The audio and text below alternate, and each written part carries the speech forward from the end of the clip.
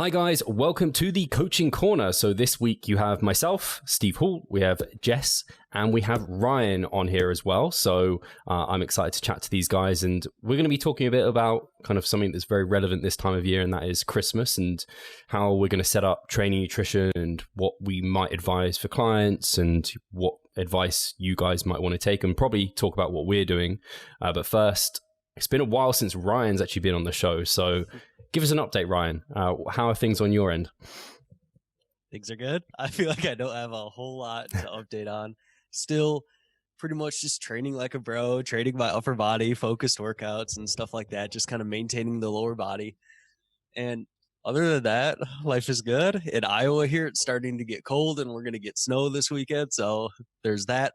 I don't mind snow up until Christmas, and then after Christmas, I'm like, get the hell out of here. But other than that, I feel like I don't have much to update on anyways. And when you have snow, it's like when we say we have snow, it's like a little layer of snow. But when you have snow, it's like inches and inches. Yeah, so it wouldn't be uncommon to get like several inches of snow overnight. So yeah, it can definitely happen quick. And Jess, how are things? You're looking cold. It's snowing already here, and yeah, I live in the French Alps, so when we get snow as well. So yeah. It's not fun. It's already snowing, but I've been great. I am massing, third mesocycle kicked in, mini cut coming in January, but for now I enjoy the food and the energy. So yeah, things have been great. It's been exciting because I know the 2021 show dates have been starting to be released by some of the federations. So it's like, not that they change very much, but on average, it looks like potentially shows are a little bit later this year. I haven't checked properly, but it makes sense. I guess they're kind of like, well, better secure by pushing it a bit later than trying to kind of get people competing earlier. And I guess actually that's relevant to talking about Christmas potentially, because sometimes if you're trying to compete earlier, then Christmas is like, I have to diet through Christmas or something. Whereas now maybe some people can kind of push through that. I don't know if, Ryan, if we want to start on kind of with you in terms of like, if we start with the topic of training, how have you already started having these chats with some of your clients in terms of like, I know my gym just had like the opening times published in terms of, because they're restricted and closed for a few days. How are you kind of programming around this for clients? Yeah, so it's a little bit of a mixed bag to where I feel like some clients they look forward to the holidays because they actually have more time off from work, so they can actually push training more and kind of focus on it more, to where I really don't need to make many kind of adjustments at all, to where I have other clients that might be traveling for Christmas, which might be kind of different this year, a little bit less of that, but might be traveling, might be going places, stuff like that. And it just works out really well to maybe have a lighter weeks or a lighter couple of weeks. So for those clients, definitely planning for deloads and even having a complete week off. I think that the trade-off between having a week off and just having a deload probably is pretty trivial over the long term, and especially over Christmas, if you're kind of traveling and you don't have access to a gym and stuff like that, just taking like a complete week off, I really don't see it being a big deal and probably kind of worth that trade-off there. And then for clients that are dieting, I definitely try to plan to kind of have a deload and diet break kind of across the holidays, and sometimes even having a full kind of 2 weeks or something like that across the holidays. But then again, I've also got clients that say that without work and stuff, they can just focus on their diet more and stuff like that. So it kind of depends there, but planning for deloads, planning for diet breaks, stuff like that is kind of my approach to things. Yeah, I think it's always got to come to the individual, because there are some people, especially a lot of the people we work with, are like, they're just like, I have more time to train. If I can train, like, I don't know, all the days around Christmas, I will, because, I don't know, you want to break from family, you've got the extra time, energy, maybe you've taken some time off work. So, and then you want to put, like, I don't know if it's the right way to say it, but put that food to use. Some people kind of feel that way. And obviously you have to be careful how you do that with some clients. I know for me in the past, I would like do, because the gyms wouldn't be open, so I'd be doing all these body weight training like outside and like trying to burn off the Christmas dinner and be like dragging people out to go for a walk afterwards, and that was never a healthy thing for me to do. And I know for you, Jess, this is something you're pretty keen on, kind of making sure people have the kind of a good mindset around Christmas. How are you approaching it? And then maybe kind of have you already started having some of these discussions with clients? Yeah, so myself, I'm traveling to my mom's, and gyms are closed in France anyway, so it's not like I could have been training if I stayed home. But yeah, I have a couple of, I think I have dumbbells at my mom's, maybe like a small barbell, but I'm not going to be training at all just because I just don't feel like it. It's the holidays. I'm just going to enjoy my family, and it's not like I'm cutting at the moment or that I need to be training. So we'll just make this like an active recovery phase. I can just walk my dogs and enjoy being with my family and enjoy the time with them because I don't see them often. When it comes to clients, yeah, as you said, I'm pretty big on like the psychological aspect of it and just being mindful of what they eat. And if they do want to be training, of course they can keep training, especially if they do have access to a gym. If they don't feel like training, I'm just planning for deloads or active recovery phases as well, so they can just enjoy being with the family while remaining somewhat active. But they don't have to get out of their ways to, do steps or do body weight training in the morning of Christmas just to burn off anything. It's just more like be mindful, try to have your protein requirements maybe for that day, and then just enjoy the time because it's only once a year. Yeah, I think it's so hard for some people to realize like a week in the kind of context of a year is really not very much. I think especially for our listeners who are like very dedicated, normally on top of things, it's very hard for them to like dim the switch a little bit there and like not turn off, but almost like you almost have to switch off a little bit. And sometimes that can be like a healthy thing to do. But there are people who they have these weeks like every other week. And so it's like, yeah, I mean, for them, they're not the ones who are seeing as much progress all the time, and they need to take care of the rest of the year. But I think a lot of people listening can feel kind of content and happy that they've really been on top of things. And so having this week off is actually, you could make arguments. I think you're kind of saying this in a way, Ryan, where like if you just had an extra week off here, it's like, and I know for me, I don't know if this is the same for you both, but to the point of having like some might argue an unhealthy relationship with the gym, and where I just really love it and I just want to go. And so if I'm not forced through like a holiday or a break, like the gym's actually shut and I can't go, I won't have this time away. So actually for me, it's a really healthy thing to actually just be forced to like not go. And I know for myself, it feels a little bit uncomfortable at first. Like it's like, oh, I would like to be training. But then as soon as the day's like halfway done, you're like, oh, this is actually quite nice, like chilling, similar to like a deload or something. And like you said, Ryan, like even if someone's deloaded and then the next week is like Christmas week and they're like, oh, I can't actually do week one of my training. It's like, well, now you've got back-to-back deload that can act as a bit of active recovery, potentially get some resensitization, definitely getting some extra recovery there. So like it's only a positive, I would see. But for a lot of people, they want to start restricting food and kind of tapering things down, and they kind of do excess walks and things like this, and just kind of getting a little bit overly obsessive. And I think it's important for people to understand that that's not necessary at this like particular time. Ryan, what are you doing around the Christmas period? What does yours look like? Yeah, so for me, not a whole lot is changing. I think that our family is pushing our Christmases back like a couple of months, so we're just kind of waiting on that. So our only kind of holiday thing will be just at home. So I'll still kind of be able to do my regular routine of training in the morning and stuff like that, and it'll very much so be more so just kind of like a normal day and just kind of like a little bit of a weird Christmas and stuff like that. But on a normal year, I would probably just plan for kind of a deload across the Christmas week. And then I personally don't track my calories very closely anyways, so it wouldn't be much of a difference there for me regardless.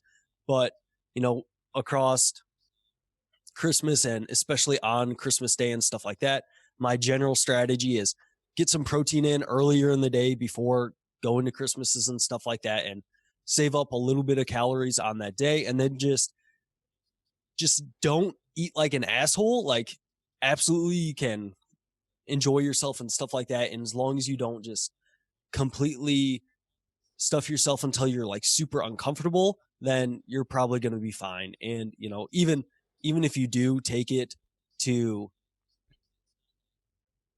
the level to where you're definitely overeating by a ton, you know, on a single day, it's probably not, you know, the biggest deal in the world, especially if it is that single day, and every other day of the year you're kind of on point with things. So I think that just kind of going in there and being like, hey, you know, the main goal here is probably to enjoy time with friends and family, and then, you know, we're really on point the rest of the year. If on this one day we're off a little bit, it's not going to be a big deal. So just trying to kind of, I think Alberto Nunez kind of coined the phrase eating like an adult, and just enjoy yourself, but try to not like go crazy with it, and make it all about just how much food you can eat and stuff like that.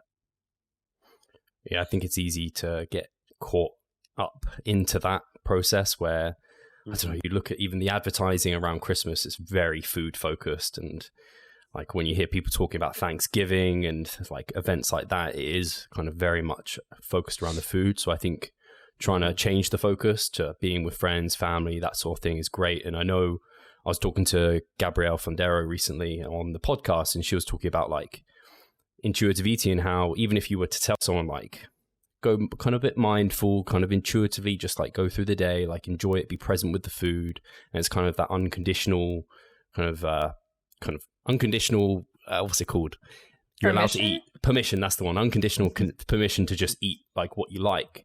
And that to a lot of people, when they hear that, especially like bodybuilders, I think like, well, people are just going to eat awfully and they're going to eat all the food. It's like, but like, they have to decide whether or not that food's going to make them feel good. And if you talk them through that process of is stuffing your face and like being uncomfortably full, you're going to feel good after that. And they're going to be like, actually, you know what? No, I'm probably going to feel good if I like eat my protein and have some veggies and then have like a dessert and not 5 because, and all the booze and like be hungover the next day. Because ultimately that's not going to serve me well. And actually that's not what I want to do. I know, Jess, you like that sort of, and I know you've looked into a bit more deeply and had those discussions with kind of Gabrielle. Do you want to kind of expand a little bit on that? Yeah. I think it's really important to understand that we need to be spending the holidays how we want to spend them. And I think there's a huge emphasis to make on also being able to say no when you don't want like the food or the alcohol that's offered to you, because you always have a choice. And I know sometimes families can be pressuring, but at the end of the day, it is what makes you feel good and just standing up for yourself. And you have goals and you're allowed to say no if you don't want the food, if you don't want the extra food, if you just want to stick to your diet, what makes you feel comfortable. But yeah, I think it's all about asking our clients, what do you want to do with that day? Like what exactly, like, do you want to plan for something? Do you want to just like do intuitively? Like, what do you want to do exactly? And then we can make a plan, we can make a goal around that day, so it can actually be productive and maybe easier if we plan in advance. Also, something to touch up on maybe is that people who are dieting, maybe not have them stop the diet the day before Christmas, because that's just a recipe for disaster, I think. Because they're just going to want to be binging because they've been dieting for a while, and having that one day to just go wild is probably not a good strategy. So just, you know, give them maybe a week at maintenance beforehand just to acclimate to being back on more food, emphasize food volume, maybe have more veggies, more potatoes, maybe like more satiating food, but increase their calories so they're not like starving when they get to Christmas Day and then it's just like all out. And that's, I think, how you regret things and how you guilt yourself afterwards. And yeah, that can be detrimental for your mental health for sure. But yeah, to go back to the whole intuitive thing, I think it's really important to just notice that it's the day you spend with your family as well. Like, it's not just all about the food. Like, there are so many more things around Christmas time than the food. Food is great. Food is awesome, but it's always going to be there, and you don't have to just like binge. You just don't have to like do it and like overdo it, if that makes sense. So yeah, I would just emphasize, have a good time and be mindful of the amount of food that you're eating. And one thing I'll mention to my clients for sure is just pick things that you generally don't eat or that you crave, that because you've never, like, you never eat them or you rarely eat them. Something that's special for Christmas, like in France we have this like frozen Christmas cake that is really really tasty, and that's just like my thing. Like, I love that cake. And I know that the rest of my Christmas day, I'm probably going to have like a glass of white wine with my family. And then I'm just going to stick to like protein because we just make turkey, and have like veggies, maybe potatoes, and then just have the Christmas cake. So overall, it's not a crazy binge. It's not a crazy meal. It's nothing out of control. But yeah, make sure you eat something that you rarely eat, and also make sure you eat things that you enjoy, not just because it's offered to you, because you can always say no. Yeah, I think it's that element of like client-centered coaching that I really like, where it's like, we don't decide as the coach how we're necessarily going to approach it from the get-go. We ask kind of our client, like, how would you like to go about it? Because ultimately it is about their enjoyment, and kind of they need to make the choices for themselves, because if they are the ones making the decision, they're going to be the ones who are like, oh, I made that decision, I want to stick to it. If they've got some autonomy there, and you can kind of just be on the sideline being like, yeah, that keep going. That's the right way to go about it. And I think I'd probably take back what I said in terms of switching off, because I think that's probably the wrong attitude to have to it. Is maybe just dialing it down is more so where you want to go. Like we're mentioning, you probably don't want to switch off, because that's probably the next day when you try and turn it back on, you're probably not going to want to turn it back on, or it's going to be hard. You're going to feel upset about it.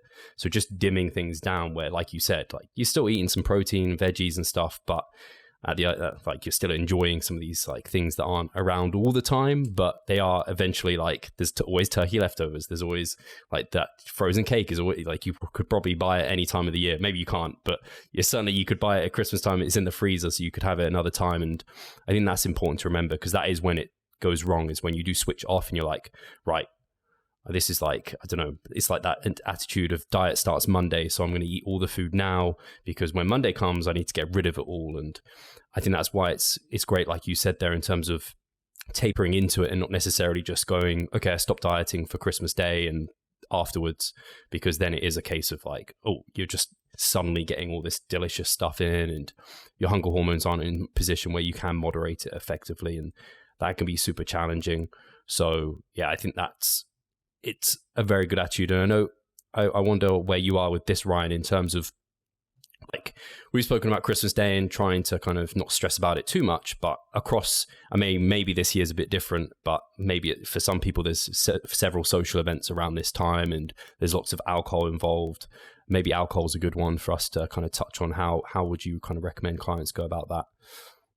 Yeah, so I think that it's the way that I tend to approach it is just try to explain the trade-offs of it, and as long as they have a good understanding of those trade-offs, and if they are okay with the trade-offs, then it's not my job to tell them how to live their life for sure. So I just kind of go into it and be like, hey, if you're drinking enough to get drunk, it's probably going to have negative impacts on your recovery, your results, at least over the short term here. But then I also explain, even if you do drink enough to get drunk on whatever day it might be, if that occurs like once every couple of months or something like that, is that going to make a huge difference over the course of this next 5 years? I probably don't think so. And as long as it's not like weekly binges, multiple days on the weekends and stuff like that, I think that having some alcohol here and there, you're probably going to be fine. Now, I think that there's research on even just having like one drink of alcohol can influence sleep and stuff like that following night. So probably not the best idea to get in a regular habit of it, but on a single day, or if it's occasionally that you have a few drinks and stuff like that, I think that you're going to be just fine over the long term. Now, of course, if someone's like prepping for a show or they're deep into a diet and we really need those calories for recovery and other things, then the story changes a little bit. But if we're generally kind of maintaining or gaining, or they understand that trade-off of, hey, if I drink enough to get drunk here, I might have some short-term negatives on my physique and recovery and stuff like that. But over the long term, as long as it's every once in a while and it's relatively controlled, then I think that we're going to be just fine. So just kind of explaining those trade-offs, making sure that they understand that, hey, alcohol, it's poisoning your body. It's going to have negative effects, and there's, no free lunches there. But over the course of 5 years, if it's every once in a while on Christmas or on New Year's that you have some fun with things or whatever you want to do, then it's also probably not going to be a huge deal. Hi guys, Steve here. Just wanted to take a moment of your time to remind you of the Revive Stronger member site. Inside you'll find a thriving forum, a growing exercise library, presentations, research reviews, and courses. If you want to get involved, sign up via the description. I really like that no free lunches kind of attitude, that it's just true. And there are always trade-offs, because I think in our industry, we're probably going to start seeing the posts from lots of personal trainers where they'll be like, oh yeah, calories don't count at Christmas. And then you'll have the other folks who are like, oh, start your fat loss before Christmas. And it's just like, if people are listening, they're just like, oh, what do I do? And I think there are people who want that intermediary approach, where some people want to be they need to kind of have that information where we're saying, like, be kind to yourself. Like, you can kind of dim that switch a little bit. You can enjoy these things and be confident that it's not going to set you back miles, so long as you're kind of mindful and you don't kind of eat like a complete asshole. Like, these things, you're going to be all right. And then there are other people who are maybe like, man, normally Christmas is a time where I gain a stone. It really sets me back, and I need some help in how I can moderate this better. Like, there's no issue in me enjoying it. There might be issues in me enjoying it too much. And like, alcohol is one area where it can definitely start, like, because people don't know and realize how many calories are in that. And there's just little wins you can make. Sorry, I was just gonna say, and then when you couple that with a ton of food and stuff like that, then it's just not a good recipe for not putting on a bunch of fat. And yeah, because with your body prioritizing breaking down that alcohol and just storing everything else, not a good thing. But sorry for interrupting. Go ahead. No, it's good. It's fine. Yeah, it's always challenging when there's three of you. You kind of want it to be like a dynamic chat, but if you don't try and nudge in, you don't get there. And I think we're all the type to just sit there and be like, are you done yet? Like, oh, I go. So yeah, just butt in when I'm talking. What was I going to say? So yeah, some things I always think about is like, if you want to have some alcohol, but you're not fussed what it is, you just want to kind of be there and enjoy it. Like, you can do things like have an alcoholic drink and then rotate it with a non-alcoholic drink. Like, you don't have to have every one. People are going to be, like Jess, you mentioned, like, people are going to be peer pressuring you. If you finish your drink, I'm going to buy you another one. So if you always have like something in your hand, you don't have to tell them exactly what it is. It could be like rum and Coke, or it could just be a Diet Coke. So you can just alternate things like that, and that can help. And obviously, like, having gin and slim tonic versus like a whole pint of beer and 5 pints, that starts like getting way out of hand. And I always talk about kind of when there are many social events, kind of pick and choosing your battles. I'm like, okay, so maybe you have like 5 social events over the next 2 weeks. You don't want to go all out on all of them and like just forget about it, because that could set you back like a month. Yeah. But maybe you pick 1 or 2 of those, maybe 2 or 3 of those, however many is appropriate. Like, enjoy those, switch off. But the other ones, you're like, maybe you say, I'm going to be the kind of the person to drive people home, so I'm not drinking at this one, or like the various strategies you can kind of utilize there. Don't know if, Jess, is there anything on those lines that you kind of have thoughts, anything that sprung to mind? Yeah, no, I was gonna say you can reverse. You know the trick where you just put vodka or any clear alcohol in a water bottle. You can just like reverse that and actually just put water in your drink and make people think that you're actually drinking alcohol, but you're just drinking water. No, I have an anecdote from last year in prep.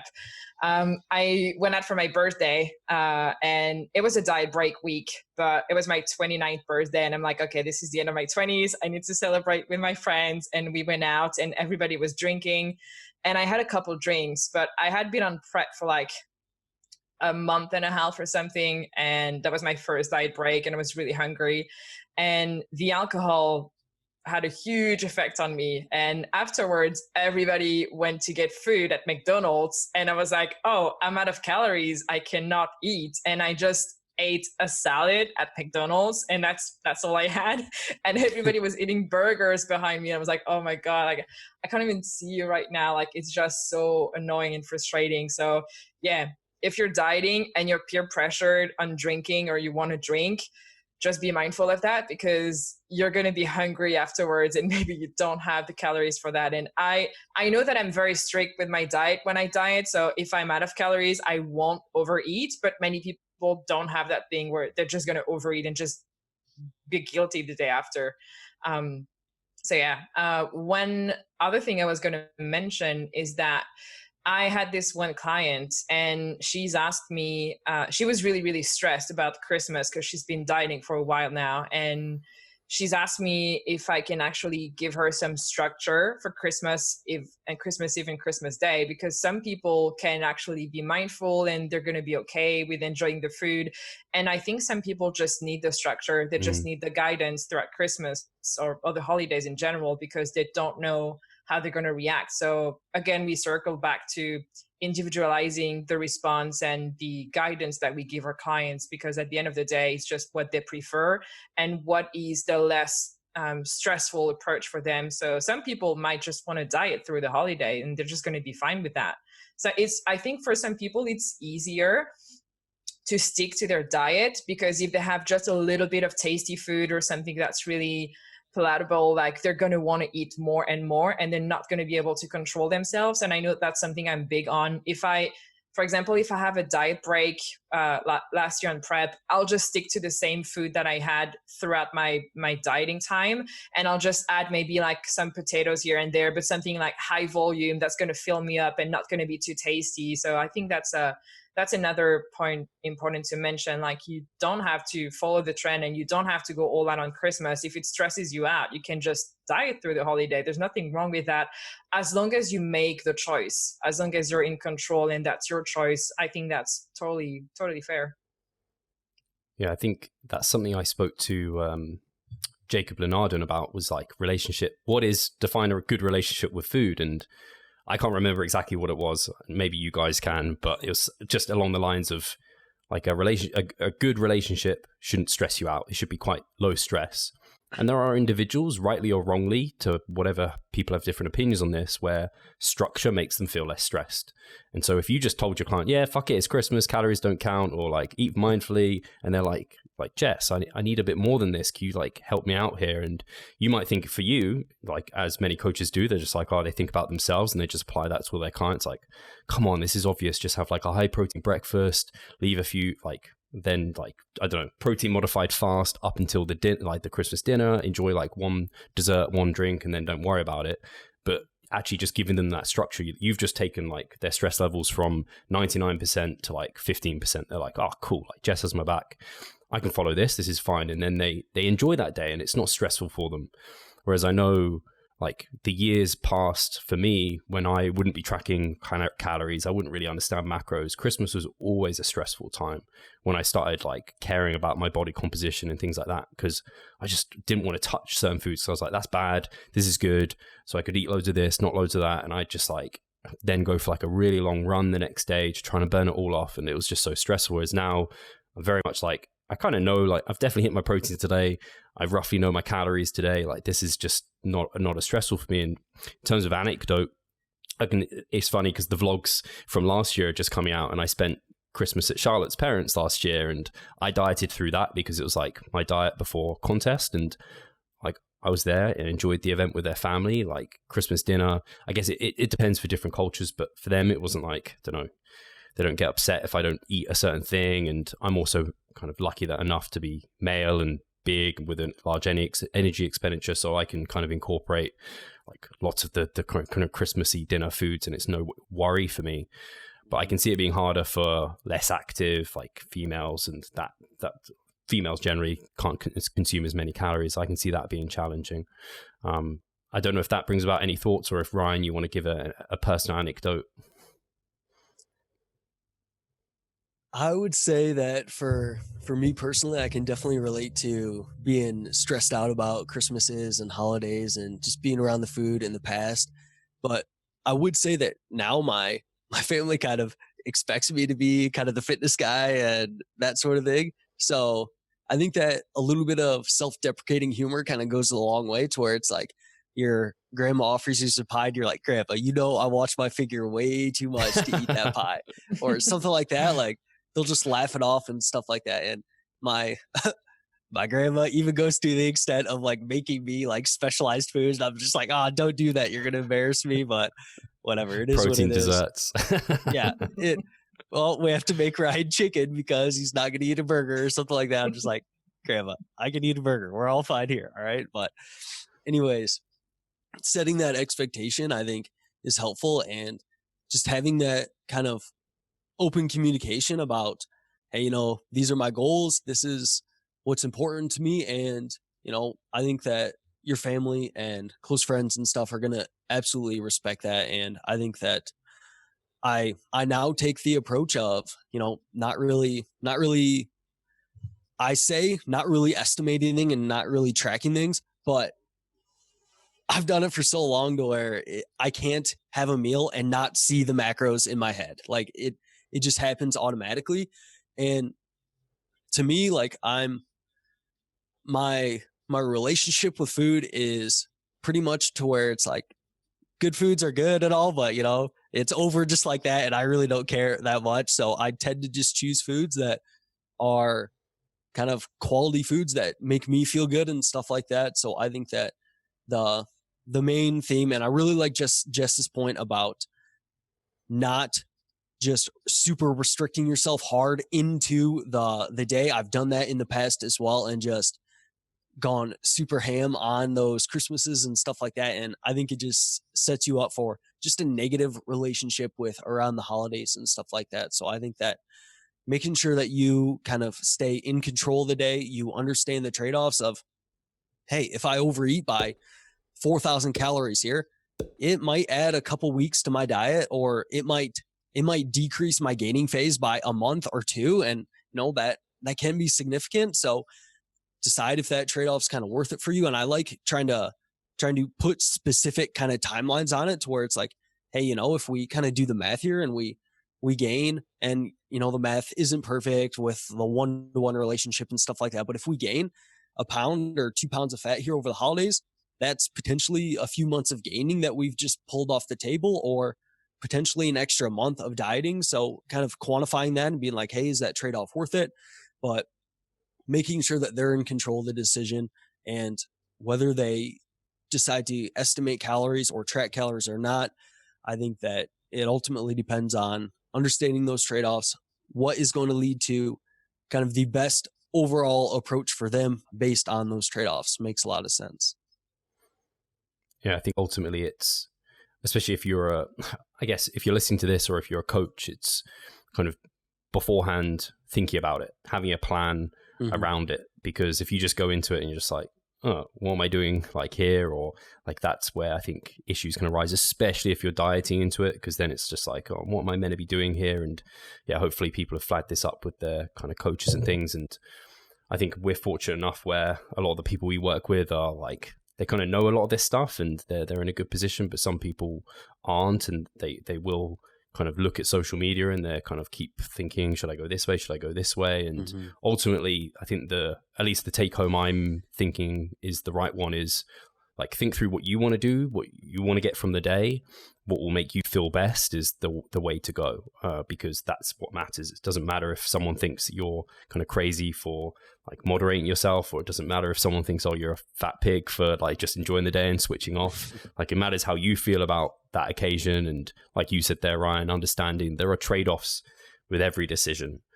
I am very like robotic in my mind, in that I think like Christmas, it's just another day. Like, I can eat these foods and I can eat loads of foods any day I want. Like it's just another day. My birthday is just another day. But there's more to it than that, and there's more people in my life that it matters for as well. So I know like my birthday is also like a time for Charlotte to enjoy a day with me, and she wants to treat me or whatever. And so I try and indulge some of those as well, because I know if like they feel good from that, I'm also going to feel good from that. And there's a level like ground there, because I know you don't just want to be a people pleaser, and like we've already said, your friends and family should understand if you have goals, but like there's always a balance to be struck. And I think that analogy of the dimmer switch from flexible dieting, and that's such a great tool.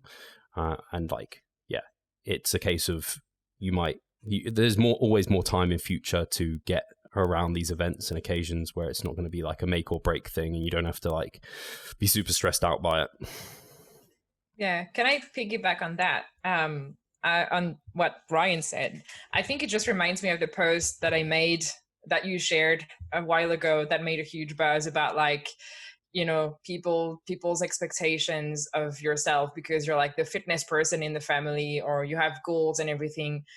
Maybe one thing to take away from that is to remember that when people are judging you or just giving you unwanted, unsolicited opinions, they're usually projecting their discomfort around food, their issues onto you. So it's just a matter of being like, in understanding that people are projecting most of the time and that you can do whatever you want and that's fine. And also remember that you are in control. And I'm going to come in with my like hippie yippie side of things, but you know, like it's just about being mindful and enjoying the present moment and just being there with your family. And just also the food is always going to be there. The food's going nowhere, whether you're dieting, whether you choose to like eat the regular food that you would usually have. Like, yeah, the food is always going to be there. As you said, Steve, like it's not a matter of like, because it's Christmas, you have to eat. No, like just enjoy the food that you're eating. Don't overeat if you don't want to overeat. And you can always stop. If you catch yourself overeating and you're like, oh, I know I'm going to be guilty afterwards, I know it's going to make me feel bad. It's not because you started overeating that you cannot stop. You're in control of the food you're eating. You can just like, you know, sit down, take 5 seconds, just have some like deep breathing and just be like, hey, I'm in control. I can actually just stop because I'm feeling full right now, and overeating now will make me feel like shit later. So I might as well just stop now. So it's just a matter of like being very mindful around that too, maybe. Yeah, I think just take it. And I think something else that might be helpful is because obviously we've kind of mentioned exercise. We've talked a lot about the nutrition. I feel pretty confident we've covered nutrition pretty well there. I hope people kind of got the message at least. There's no black and white answer, so that's why it might feel a bit kind of up in the air. But I think at least people will be listening and they'll understand what type of person they are. And ultimately, it's about them enjoying the time as best as possible as well and being stress-free. With training, obviously, gym's going to be shut. People might be less active than usual. Again, for that person who always puts on like 2 stone over this period of time, I guess I'm thinking useful advice is like, get out, go for walks. I know like walking is just, in a sense, I find it therapeutic, just like walking around, talking with family. You don't have to just, I couldn't bear just sitting on the sofa all day. I just get like, I think you guys might relate to that where you just can't, like you've eaten whatever that day. And I can't even do it if I'm just barely eating anything. Maybe if I'm in contest prep and I'm like suffering, then I might want to just sit around and do nothing. But most of the time I like want to go for a walk. And I think that's a sort of nice thing you can do with people, or like, I don't know, go to the park, play some sports with some of your like nieces, nephews, or brothers and sisters, that sort of thing. Kind of, I guess the step count, again, it's an individualized thing. I think it can be really helpful for some people because it gives them that awareness. I know when people's lifestyles have particularly changed, like around lockdown period, without the step count, they could have suddenly started overeating quite a lot. And I actually had some clients where they started like their surplus suddenly turned into like a 500, 600 calorie surplus rather than a 300, and weight started piling on. And we're like, oh, is your step, like, what's changed? It's like, oh, you're not PTing anymore. So your step count's really come down.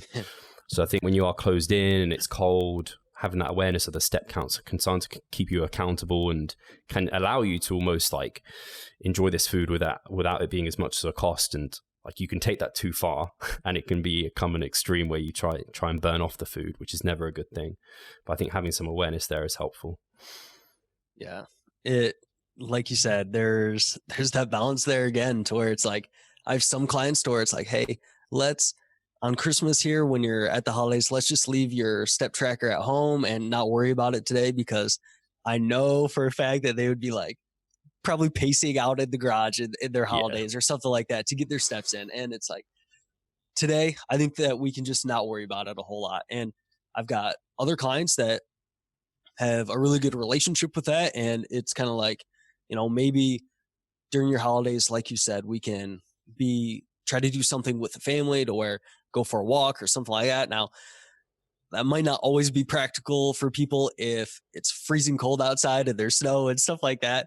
But if you don't have that, then you might just have to I don't know whether it's getting an early morning kind of walk in just for you personally, or a morning kind of gym session early.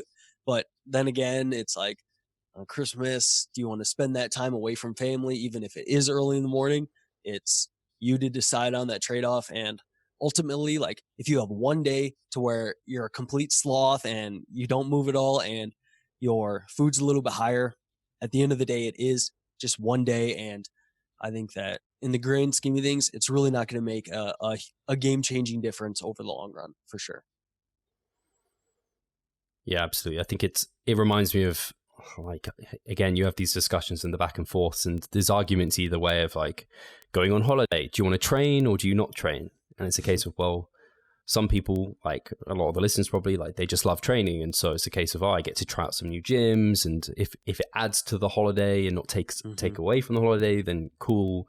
But there are people probably who they're like, oh man, I've got to find a gym, and they're stressing about it. And then they don't kind of enjoy the holiday, and it kind of takes I guess it comes down to the saying of like bodybuilding and what we're doing here should kind of complement our lives and not subtract from it. And so whenever you're going through any of these decisions of how to go about my nutrition, how to go about my training, it's like, well, what's ultimately going to make me feel best and happy and enjoy it most in the long run? And then you normally kind of can conclude your answer there, because I think there's people who ultimately will love bodybuilding as much as the other person, but they might have different answers there. I think it's very, very individual. I don't know if Jess, you travel a lot. Yes. How do you feel about that? I'm a gym junkie, so anytime I have an opportunity to train in a different gym with new equipment, I'll take it. And even like, I think it's special for the Christmas holiday, because even if the gyms were open in France, I would probably still not train, just because I'd have to ask my mom for the car and drive to the gym, which would be like, my mom lives in the middle of nowhere. So I would have to like go like maybe 30 minutes into the closest city to have access to a gym. And maybe they just don't do like a 1-day pass. So it would be a hassle to just ask them for like a weekly thing. Or I think it wouldn't be a net negative for me. A net positive for me would be a net negative. So I wouldn't just like the hassle of trying to do that. And I do love training, but you know, I also love my family, and I rarely see them because I travel a lot. So I don't think I'll get out of my way to train. And even like, as I said, I have a couple of dumbbells, maybe a small barbell with like a few weights, but it's going to be a matter of like, I can train, but it's going to be outside and it's going to be freezing, and I'd rather be inside with my family and just enjoy, you know, spending time with them. So yeah, but in the general rule of vacation, if there is a really good gym around, even if it's somewhat of a hassle to get there, I will get there.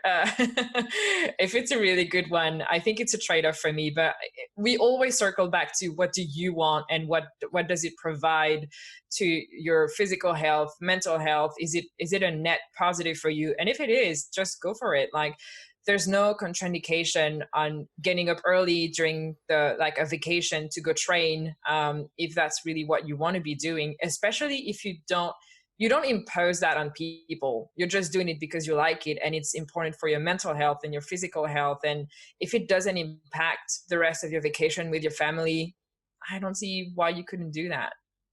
Hey, Pascal here. I just quickly wanted to remind you of our online coaching service. At Revive Stronger, we put a huge emphasis on the personal aspect of our coaching. And if you want to take your physique and knowledge to the next level, hit the link in the description below. I think that's where I tend to stand with things as well. I think if I was traveling on my own more, or maybe with someone who lifted, then I probably would go to gyms more. But when I'm with Charlotte, I think about the trade-offs, and I'm like, they start adding up much more, because it does become a real hassle, and it does start to take away from the overall experience. So it's nice just not to worry about it. But I like how you went through and talked about kind of when you're at home for Christmas, you kind of traveled through that, and it's like, no, actually, that's not a net. It's net annoying. It's not net positive. And I only ever trained, like, obviously when I was younger, and I had kind of a poor relationship with exercise and food, and I'd do it. But then for years, I just would never train Christmas Day, and that was fine. It was only last year, there was a really cool little gym nearby Charlotte's family. I was like, cool, I can get up early, go train there and come back, and it doesn't take away from anything. And it made my Christmas Day really fun. Like, I really enjoyed that. Whereas like, I don't know what's happening this year, but this year it's probably going to be really awkward. So it'll just be a day off. I think that's a nice way to just navigate it. It's like, okay, how much of a hassle is this? Like, is it taking away from the total experience for me and others? Like, let's make sure it's complementing everything. Yep. Ryan, if you got sure any, that it's making sure it's a net positive, understanding the trade-offs, like with everything else and stuff like that. I pretty much don't do any traveling. I stay in Iowa, so I don't have a lot of experience with that one. But if I was traveling, I think that it would be really fun to try different gyms and stuff like that. I personally would really enjoy that. But then again, if I was traveling with family and other people like that, and it meant that I was just gonna kind of leave them for a couple hours to go do something else and stuff like that, then is that trade-off worth it?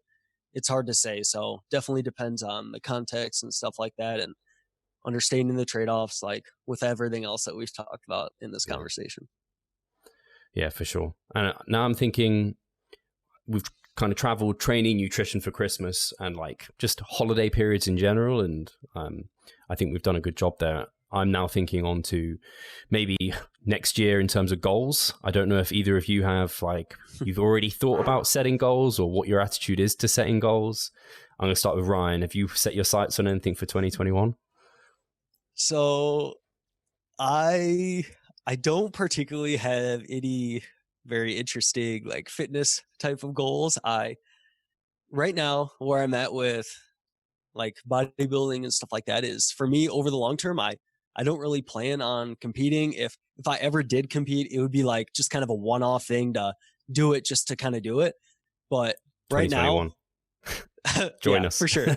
Surprise, guys! I'm gonna compete this year. No, men's definitely physique not. though, surely. Yeah, for sure.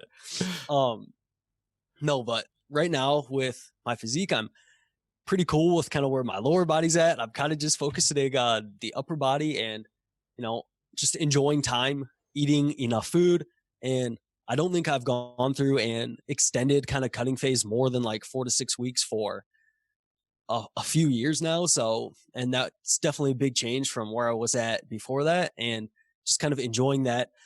One thing that I do have in my mind though is kind of starting up some jiu-jitsu training and kind of getting into that a little bit.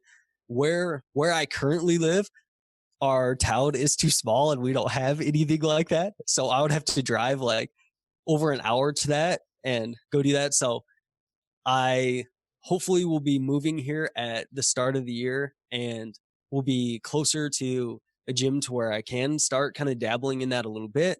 And kind of just because with the lifting thing, I don't want to say like I'm happy with where I'm at and I don't want to make any more progress, because that's definitely not true. But I think that I can very much so balance trying to grow my upper body while also kind of doing some other kind of physical things. And if I ask myself over the course of the next decade, would I rather be a kind of climb the ranks in jiu-jitsu fighting and then also have a little bit better upper body? And if I'm okay with that trade-off between that and potential lifting results, and I think that with already being okay with where my lower body's at and stuff like that, that I can make those trade-offs pretty well. So for me this year, getting started into that, moving out from Iowa, that would be kind of nice, but we'll see where I end up and stuff like that. But yeah, we'll see how this year goes. That's really exciting, actually. I think a lot of people go down into the like mixed martial arts stuff and things like that. I feel like jiu-jitsu centers are only going to have bodybuilders in recovery. Just all these jack guys. Well, I just keep seeing like, Mike and all these guys training jiu-jitsu. I was like, man, that seems pretty cool. And with kind of, I feel like I need another kind of physical goal since I'm relatively kind of cool with the bodybuilding stuff right now. Then I think it'll be kind of a nice kind of outlet to do something else for sure. I like having you particularly on the team, Ryan, for multiple reasons. But one of the other reasons is because I know like myself, Pascal, Jess, and Harry, to some extent, he wants to compete at some stage. But especially like myself, Jess, and Pascal, we like body composition, like bodybuilding is like all in.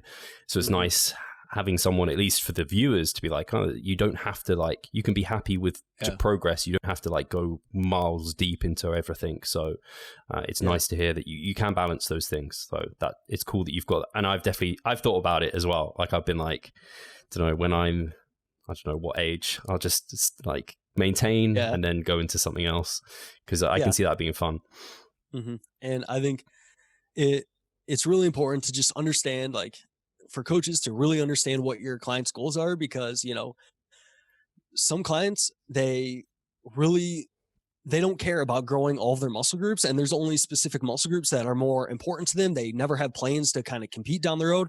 They want to have a better balance with the shit they've got going on in life, and they have other priorities. And I think when you have those other stressors in life, growing your entire body and training muscle groups up to their MRV across your entire body with a lot of other stuff going on, that definitely gets challenging. And even for more advanced trainees like yourself, like you probably know that even with your life very much so regimented to make progress for bodybuilding, you still have to kind of turn the dial up and down for other muscle groups and really focus in. So when you combine that with having other stuff going on in life, balancing whether it's martial arts or just other things that you have going on, really becomes important to understand what the most important thing is and really kind of focusing on that and not trying to do kind of everything there. So yeah. Absolutely. Jess, goals for 2021? Yes. So first, I hope the borders are going to be reopening by April, because it's my 30th and I want to be spending it in the US. I have plans in the US for my 30th. So hopefully that will happen. Everything is pretty much booked now. I'm taking like a risky, it's kind of a risk because I don't know if it's going to happen or not, but it is booked. So I hope it will. And yeah, so my 30th is at the beginning of April, huge party. I am definitely going to get drunk, definitely going to eat a lot of good food, and I will not be feeling guilty about that.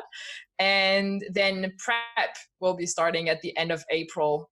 So yeah, hopefully competing probably towards the end of summer. Well, same as you guys, depending on the dates of the shows. But yeah, the goal for now is to be spending 3 months in the US. So my birthday and then the beginning of prep. And then coming back in Europe to compete in Europe. And then potentially qualify for Worlds with the WNBF, which is the ultimate goal. But that will really depend on how I look, how I feel about traveling while on prep and everything. But yeah, still competing in bikini. And after that, I just want to grow my quads. I feel like I'm good with my glutes and my hamstrings now, although glutes can never be big enough. You can put that in the square, Ryan, you know, the little thing you put on Instagram, you can just put that.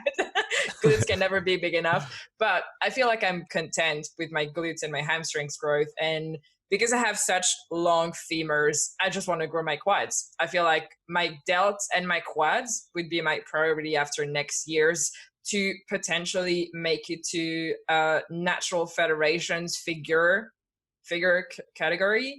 That would be my end goal for like maybe in 2-3 years, depending on how the quad growth goes.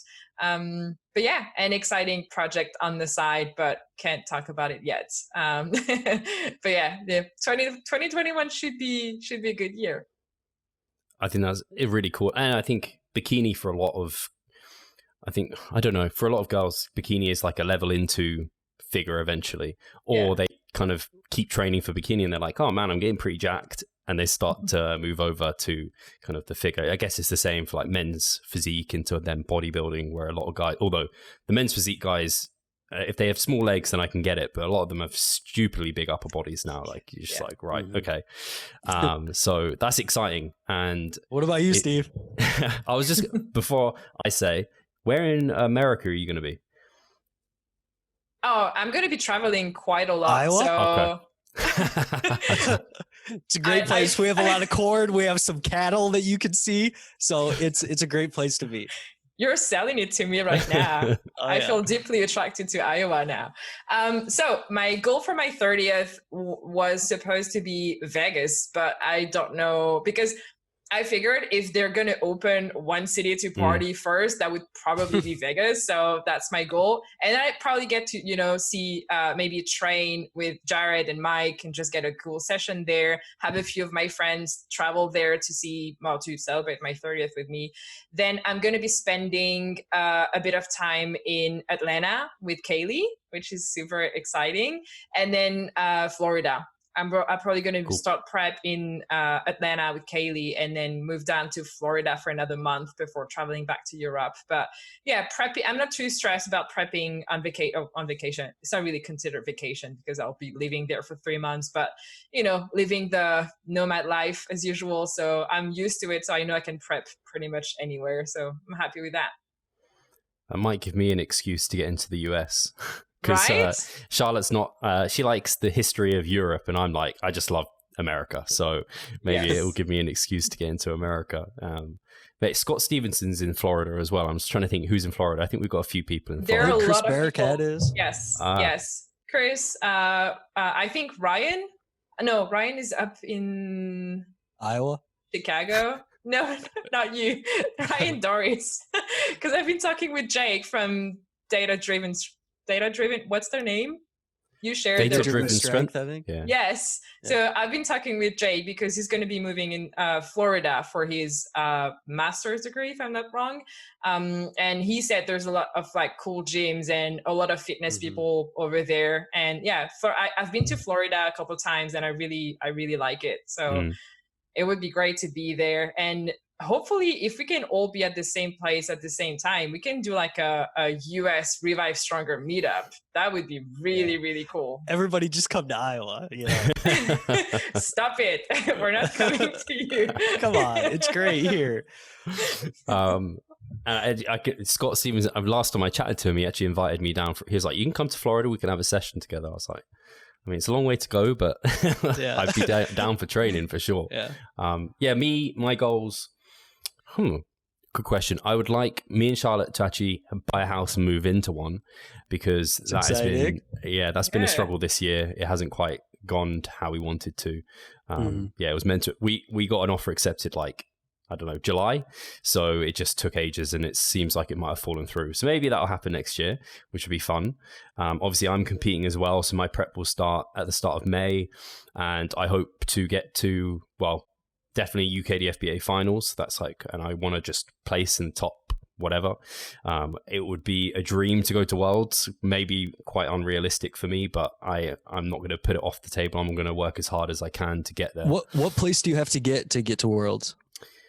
I think it's up to the organization's discretion, but I think you're going to have to be in the top 3. I doubt they take the top 3, but they might take 1 or 2 of you from that. So gotcha. That's hard. I wasn't sure if it was just the winner or whether it was the top couple or how it worked. So yeah, I think it's up to their discretion. Normally the winner will go, but they might take, if they think you're of a standard, I think they might take some more of you. I'll also be competing in the BMBF, which that just went down recently, and the standard, even considering this year, the standard is just absurd. So it'll be cool to compete with them, especially because they get insane photos on stage. They're just the lighting's ridiculous. And then hopefully do some shows in Europe with Pascal. Maybe Jess will be at some of them as well, and we can be there to support one another. That would be pretty exciting. And maybe be in the US at some point next year. So and hopefully as a business, I just really want to get the RP 3DMJ seminar to go ahead. That'd be amazing. If that can happen, I'll be very happy. But I don't think we've got any other major things to shout out for next year. But what month is that usually? Is it May? It's normally May. Yeah. I would like to say that it should be close, but who knows? Maybe, I don't know. I'm not. I also thought that this whole thing was going to be over a few months, and that didn't happen. So, I'm done making predictions about the virus. So, yeah. The last I remember is that by Easter, things are meant to be pretty good by Easter, but who knows? You don't want to predict anything at the moment. Right. Yeah. Cool. Guys, I think we have hit the hour, and hopefully people have enjoyed that discussion and got taken something away from it. Really glad to have you guys to sit down and chat to with doing these coaching corners. I think people really enjoy them, Thank you everyone for tuning in. Thank you for being here this year and listening to us in our rambles. We highly appreciate you. Hope you have a fantastic Christmas, whatever you do. Comment below what you got planned. That'll always be interesting to hear, or like share this over on Instagram and comment what you're doing, because unless you're on YouTube, you can't comment. But yeah, guys, thank you for being here, and I guess we'll talk to you soon. Thank you. Bye. See you guys.